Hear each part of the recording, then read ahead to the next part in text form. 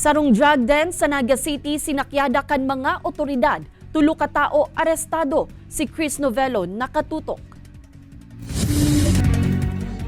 Nagpapat session pa ang pirang personang inikan maaktuhan kan mga otoridad sa sarong pigkukonsiderar na drug den sa barangay Mabolo, Naga City. Kaya dain na nakapalagpa ang tulong persona kan arestuhon kan mga otoridad. Nakuha pa sa mga ini ang nasa 74,800 pesos na kantidad kan pigtutubod ng shabu asin mga drug paraphernalia. So, to our surprise, yung nahuli namin isang babae is deaf and mute pa rin. Yung isang nahuli po natin is dati na po siyang nakulong for the case of parricide. Sinaksak niya po yung nanay niya.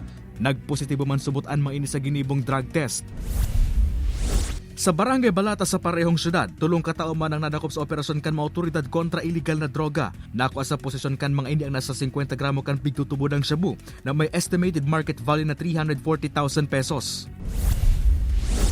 Sa Carcelman kan Libmanan Municipal Police Station ang bagsakan 48 anyos sa si Jay. Kan maaktuanan sa iyang pagpapakal ning sarong sa kan pigtutubo ng shabu sa Barangay Station Church site Libmanan Kasuudma. Dahil sa iyang katayuan na saro siyang person with disability, ang mga parokyano po ang nagbabakal sa iya. Ang monitoring na po mga taga-igdima lang sa Libmanan to mga hararanin sa iya.